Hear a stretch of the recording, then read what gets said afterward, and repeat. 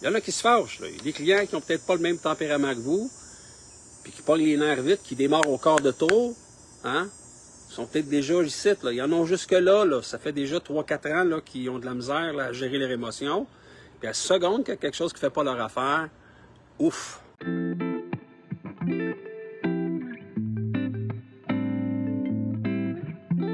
Ce matin, sujet super important. Un sujet qui vient nous chercher à l'intérieur, qui, ouf, des fois peut être lourd à porter, mais bon, hein, on est en affaires pour le meilleur et pour le pire. Puis ça fait partie un petit peu du pire. On parle d'être capable de gérer des clients qui sont toxiques. Pas facile à faire. Fait que sur ça, ben écoutez, allez vous chercher un café, hein? Santé.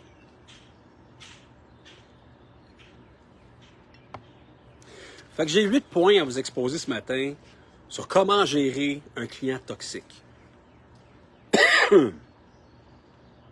Prenez des notes, là, parce que pour vrai, ce que j'ai comme information, oui, ça fait le tour, mais il y a des affaires qu'on n'a pas pensées. Il y a des affaires qui...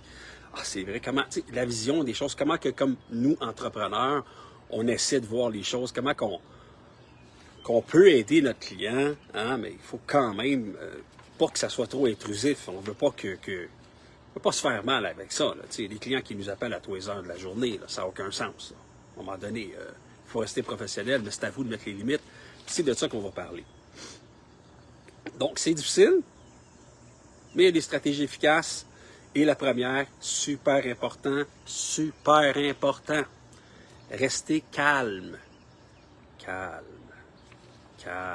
Restez calme et professionnel. Pas facile à faire. Des fois, ça bouille en dedans, là. Les émotions, là, ouf. Hein? Il y en a qui viennent nous chercher. Mais il faut rester calme pareil. Il faut respirer. Même si tu respires fort, respire pareil. Calme et professionnel. Puis quand je dis calme et professionnel, c'est Puis je fais un peu de lecture, là. Maintenez votre calme, même si le client devient agressif ou déraisonnable.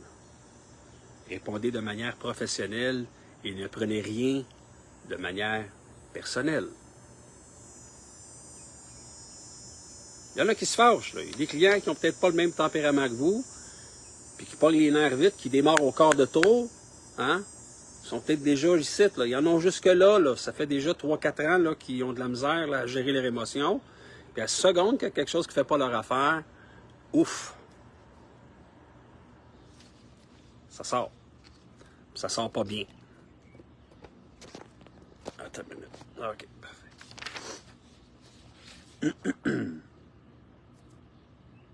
Point numéro 2.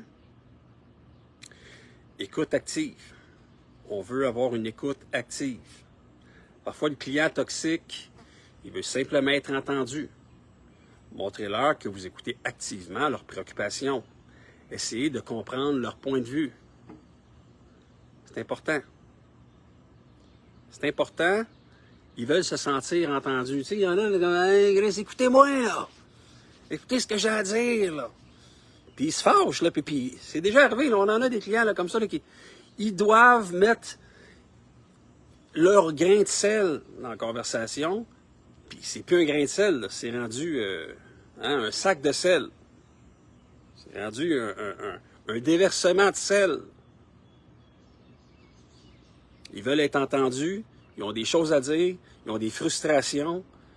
Puis malheureusement, des fois, ça tombe dans le manque de patience, l'agressivité. Puis ça va arriver à tout le monde. Je vous le dis, là, si ça ne vous est pas déjà arrivé, nous, en 5 ans, c'est déjà arrivé.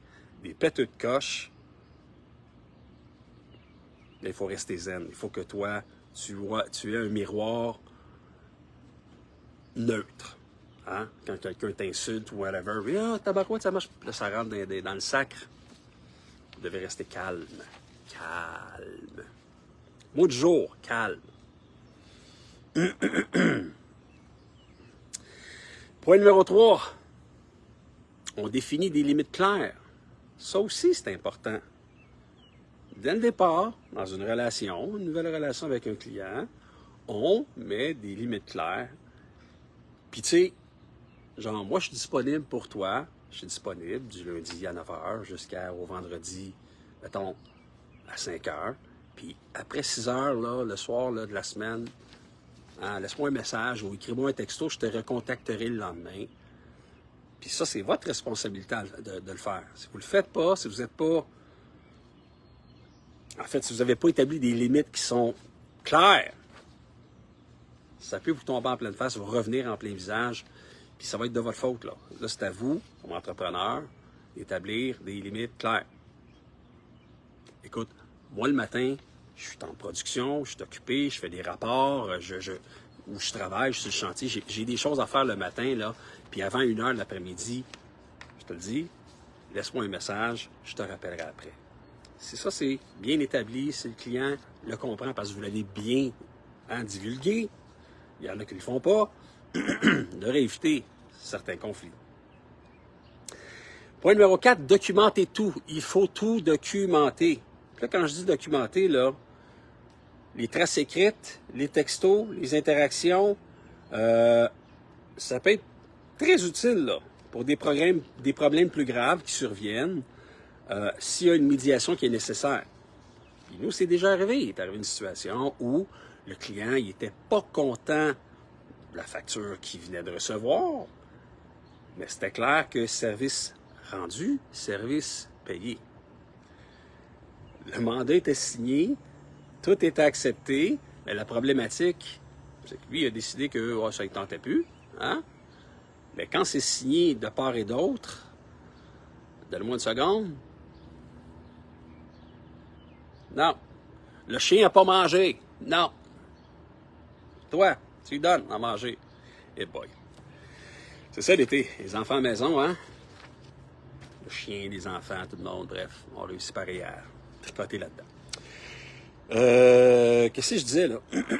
Ouais. Tout documenté. Les textos que vous y envoyez, les réponses. Faites-vous un dossier là-dedans. Mettez les courriels, les échanges. Comme ça, s'il y a une problématique, s'il y a une problématique, vous devez aller en cours, défendre votre point, en médiation, puis le client est devenu agressif, ben voilà. Puis si ça va trop loin, ben à ce moment-là, faites appeler la police, là. Niaisez pas avec la POC. Mais idéalement, tout documenté pourrait résoudre et va résoudre beaucoup de problèmes. Ça va vous aider. Je vous en passe un papier. Offrez des solutions, point numéro 5. Proposez des solutions concrètes aux problèmes soulevés par le client. Montrez que vous êtes prêt à travailler avec eux pour résoudre des problèmes. Donc, on amène des solutions. Quand le client n'est pas content, le client est toxique et il a une mauvaise énergie, son énergie est négative, on amène des solutions. Hein? Puis, je pense que les solutions, c'est tout simplement une question justement de recadrer un peu la relation d'affaires. T'sais, vous n'êtes pas son ami. Hein? Il y en a qui se mettent chum facile, là. Vous n'êtes pas son ami, vous êtes une relation d'affaires, vous êtes là pour faire de la business. Donc, si la personne se confie trop, des fois, puis ça peut arriver, puis c'est déjà arrivé, puis ça va encore arriver, oui, mais il faut garder, à un moment donné, ça à un certain niveau. Hein? Si vous commencez à rentrer dans l'émotion et vous devenez chumé un peu là, avec vos clients, bien, il y a quand même un certain danger à devenir trop chum, trop ami avec le client. Des fois, il y a des confidences, on sort du cadre professionnel et on tombe dans le cadre personnel. Et à ce moment-là, on déborde. Puis ça peut amener d'autres problématiques. D'ailleurs, on va y venir. Point numéro 6, sachez quand dire non. Donc, s'il devient trop difficile à gérer, les interactions deviennent toxiques au point de nuire à votre entreprise, il est parfois nécessaire de mettre fin à une relation de manière professionnelle. Donc, on met fin à la relation. Écoutez, malheureusement, on va arrêter la relation là. Hein? Puis moi, c'est déjà arrivé, là, des clients, des pâteux de coche, là, puis je dis, écoutez, moi, je me ferai pas insulter, il n'y en a pas question. C'est correct. Si ça vous tente, allez vous défouler ailleurs. On va mettre fin à la relation. C'est mieux comme ça. Après ça, on passe à un autre appel, là. Hein? Pourquoi garder une relation toxique dans nos clients, là? On veut avoir du plaisir en business, on veut avoir du fun, on veut que les affaires soient rentables, on veut que nos clients soient contents, on veut être content comme entrepreneur. À quoi ça sert d'entretenir des relations qui nous drainent de l'énergie? À quoi ça sert? Perte de temps. Perte de temps. Pas mal sûr que j'ai autre chose à faire. Fait que sachez quand dire non. Quand c'est non, c'est non. Cherchez du soutien. Parlez à vos collègues, les supérieurs de la situation, ou les supérieurs, oui, hein, qui peuvent vous offrir des conseils et, intervenir si nécessaire. C'est déjà arrivé encore de notre côté.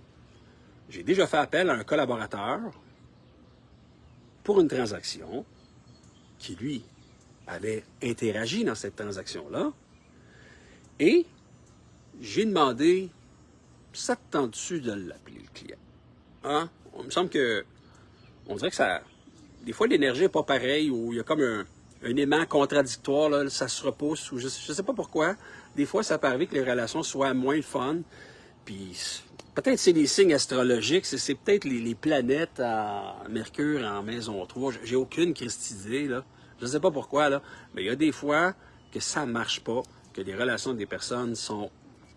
que ça ne clique pas. Fait que dans un cas comme ça, si vous avez des partenaires, des gens dans votre équipe, des gens avec qui vous pouvez transférer le client, ou encore là, dire, écoute, on va travailler ensemble, tu veux-tu l'appeler? Hein? C'est une façon différente de voir les choses. Moi, je suis peut-être pas à mon meilleur, je suis peut-être pas... Dans ce temps-ci, ça fonctionne pas bien, ou j'ai d'autres préoccupations, puis ce client-là, il me tire trop de jus.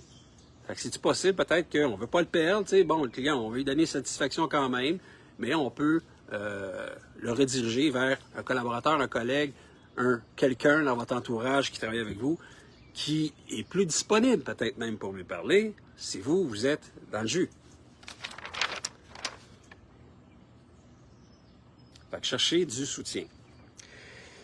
Point numéro 8, super important, on ne dira jamais assez, prenez soin de vous. Prenez soin de vous. Gérer des clients toxiques peut être stressant. Assurez-vous de prendre soin de votre bien-être mental et émotionnel. Hein? Puis, on évite de prendre ça au personnel. Parce que souvent, il n'y a rien de personnel dans un conflit ou avec un client qui est toxique. S'il y a une problématique, c'est entre ses deux oreilles à ton client, là. C'est lui qui a une problématique avec ça. Il y a des choses à faire, il y a des chats à fouetter, il y a des trucs à régler, là. Peut-être. Gestion de stress pour eux. Mais oui, ça peut empiétrer sur votre territoire, puis venir vous chercher, venir vous graffiner. Hein? Prenez soin de vous. On respire. On met des limites claires. On documente. On offre des solutions. On sait quand dire non. On va chercher du soutien. On écoute activement notre client. Puis on reste professionnel. Et on reste calme. Restez calme.